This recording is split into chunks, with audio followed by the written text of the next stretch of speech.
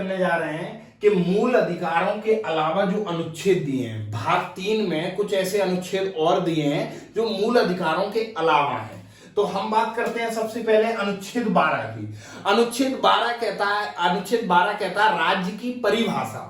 अनुच्छेद 12 में राज्य की परिभाषा है। अब राज्य की परिभाषा में क्या है? केंद्र, राज्य और स्थानीय स्तर के सभी प्राधिकारी। केंद्र में क्या क्या आएगा? जैसे केंद्र में केंद्र की सरकार है, ठीक है। दूसरा संसद है, यानी संसद बोल सकते हैं, और कार्यपालिका, तो ये केंद्र में आएंगे। राज्य में राज्यों की सरकारें और विधानमंडल। स्थानीय स्तर पर जो जैसे नगर पालिका है, नगर पंचायतें हैं, वो आएंगी। ये सभी मिलकर राज्य की परिभाषा को पूरा करेंगे। तो अब मैं अगर मूल अधिकार में कभी भी ये बोलूंगा कि राज्य, तो राज्य का मतलब किसी एक राज्य मध्य प्रदेश, उत्तर प्रदेश से नहीं है। राज्य की परिभाषा वही होगी जो अनुच्छेद 12 कहता है। क्या? केंद्र, राज्य और स्थानीय स्तर के सभी प्राधिकारी राज्य की परिभाषा में शामिल होंगे।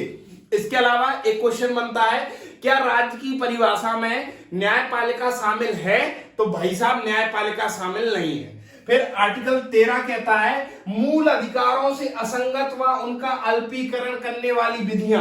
अब इसको अपनी लैंग्वेज में समझे, ये तो संविधान कहता है।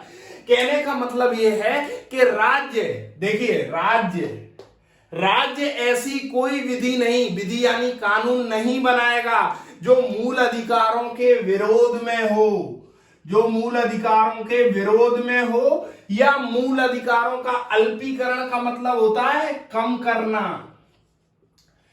राज्य ऐसी कोई विधि नहीं बनाएगा जो मूल अधिकारों का विरोध करे, यानी उनसे असंगत हो, या उनका अल्पीकरण, मूल अधिकारों को कम करे। लेकिन अगर फिर भी राज्य ऐसी विधि बनाता है तो वह विधि शून्य मानी जाएगी, जीरो।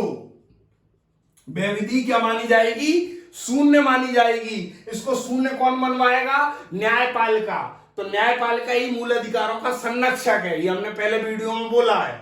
तो अनुच्छेद 13 कहता है कि राज्य ऐसी कोई विधि नहीं बनाएगा जो मूल अधिकारों का उल्लंघन, उनका अल्पीकरण करती हो, और अगर ऐसी विधि बनी तो वह क्या होगी? शून्य होगी। इसके बाद फिर आर्टिकल 33 की बात करें, इसके बीच में 6 मूल अधिकार है: समानता, स्वतंत्रता, शोषण के विरुद्ध, धार्मिक स्वतंत्रता, शिक्षा, संस्कृति और संवैधानिक उपचारों का अधिकार।